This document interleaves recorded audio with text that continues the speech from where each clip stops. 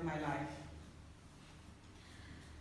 As you can see from this video, I am pregnant, and as has been peculiar with my former pregnancies, every time I'm pregnant, something in me just erupts. These things that erupt within me have just a few days ago finally gotten the diagnosis of being bipolar disorder. It makes me do crazy things, think crazily, and act crazily. Over the years, I have suffered episodes, and I didn't know what they were, where they came from, these feelings that always made me feel different from the inside for years. On the 3rd of October, I had yet another episode that drove me out of my house. I found myself racing to Zenith Bank to withdraw money, to do welcome back of my phone lines that I had destroyed myself. It was as my husband tried to stop me on our way to Zenith Bank that I realized that that was even a Saturday. When that failed, still acutely manifesting from bipolar disorder, I found my way to Southgate Hotel, where Nollywood people usually camp and make departures from. Prior to that day, I didn't know I had bipolar, but my husband did. He did because 2 weeks before the 12th of October, I had had yet another serious episode that landed me at the hospital, still First Delta American Hospital. It was so bad. I regret most of the actions that came with that episode. But my hospital didn't tell me that it was bipolar when I was discharged. Dr. Isioma Okoba, the doctor and the owner of First Delta American Hospital, they had told my husband on that visit that your wife is bipolar, but my husband was finding the better time to bring the news to me when another relapse happened.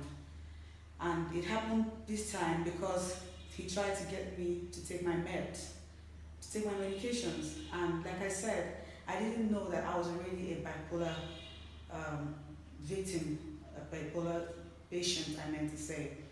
I didn't know, but I took out my anger on him when he said, "Did you take your drugs?" And growing up, I didn't used to like to take drugs. I still don't. But look at all the drugs that they gave me from the visit to the hospital 2 weeks ago. Aldomet, this is for pregnancy, they said. Olanzapam, sulfate, folic acid, B-complex, and haloperidol. I started flushing this down the toilet instead of taking them.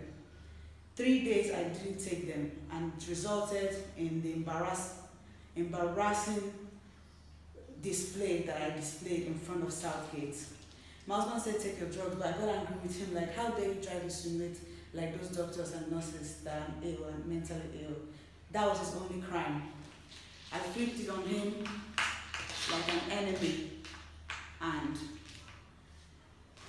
I heard myself saying crazy things like, "I'm leaving my husband." I'm not leaving my husband. I would never leave my husband and my children and my home. My family, having a home, being Mrs. Faani, and being mother to the beautiful children God has given me is too much blessings to take for granted.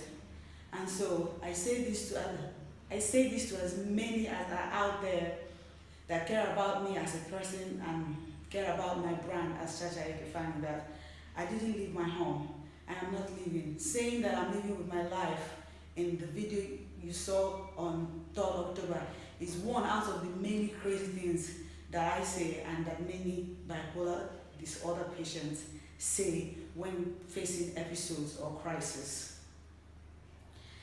I realized that the video I also made defending my husband being alleged to be a wife beater has got some people even insinuating more mess. My younger brother, whom the only time I have seen him, whom the last time I had seen him is May 12th last year. I had my son, Chimeri, on the 10th of May 2019. I saw you, Ike, on the 12th of May. I have never set eye on you since then till now. It's over a year, it's almost 2 years. Even when I called you early this year, you didn't pick my call. You didn't return it either. And here you are out there, putting fire where there's none, creating doubt so that no one will know what to believe anymore because you're my family member. But here I am, seated and telling the whole world that personally, as Charity, over the years, even before becoming Mrs. Faani, there have been an age-long strain between me and the Eke family. So it's no surprise that my brother will come to say things that a detractor would say. Ike, stop it. It's not cute. Stop it, because I deserve better from you as a sibling, whom I have been nothing but good to. I also realize that there are colleagues out there who, Victoria Inyama and Georgina Onoaha, I choose to translate your videos and concerns as part of you loving me, because it takes love for someone to go out there and start to make proclamations or raise alarm on behalf of the person. But in this case, there is no need for any alarm that has been raised. This is not me trying to save my marriage, it's not damage control. I'm pregnant for what would have been my 5th child, if not for one of the post-traumatic situations I've had in the past, all of which I have said I will translate into a movie. But hey, guys, I'm back. I'm back as Mrs. Faani. I was discharged from the hospital on the 7th of October. My husband and I, we are in Abuja, have been for the past days. I thank him for his patience and understanding throughout this trying period. I'm so glad that there's finally a name for waiting they do me since, because if now by doing something they do me, I wasn't really understanding. I finally do with these drugs. I finally noticed that that thing called bipolar disorder, I'm one of the many people out there that have it. And no, I'm not ashamed to say that I have it. I am living my story. I am the experiencer of these things, and it's a learning process and a growth curve for me, and I'm embracing it totally. I even want to use this opportunity to thank some very good and close family friends of ours, like Benny in Houston, Texas. Thank you so much. Thank you, Dr. Kula in Atlanta. Thank you, Kenan, where you're also in the Western world and you know about these things and how it comes upon people out there. And so my case is one out of the many cases. It's not something to be ashamed of, I reiterate. In fact, just like I hinted earlier, that we will in motion picture highlight in details my story, because I strongly believe that many women who have left their homes did out of bipolar disorder. They probably didn't know, it wasn't diagnosed. In my case, Dr. Enebe, still one of the affiliations from the First Delta Hospital, sat with me for long hours of diagnosis. He had me explaining my life experiences from when I was a teenager, and how something that happened as a teenager left me scarred and untreated. Internally, I didn't heal from that. Then growing up to having a company with my husband and having to mentally push through amidst the inherent struggles that companies in general face here in Nigeria. All of this have built up into post-trauma depression, have built up into bipolar. But I'm fine now, guys. I missed my meds. That's what happened. I missed my meds. I didn't know I should never do that, and I'll never miss them again. And for my colleagues, like I said earlier, there are some that, like Ernest Toby, I thank him for coming to Southgate that day. It was him that hinted at my husband. He said, could child be bipolar? I recall he did say that, and the moment Dr. Onyeka, the doctor that works with First at the American Hospital, Dr. Onyeka, confirmed that indeed that this is one of my episodes, that he did his best and helped with some other people. Obi Nukeza was there, and many other people whose names I cannot begin to call one by one. But I'm thankful to everybody that have loved me for all these years. Guys, God win in our situation. And I love my husband. I didn't lose him. He doesn't beat me, and this is no damage control. Please, if you love me, stop spreading the lies. I'm back with my life. I'm getting used to the new normal. The pictures that I've been posting on social media these past days, it's me.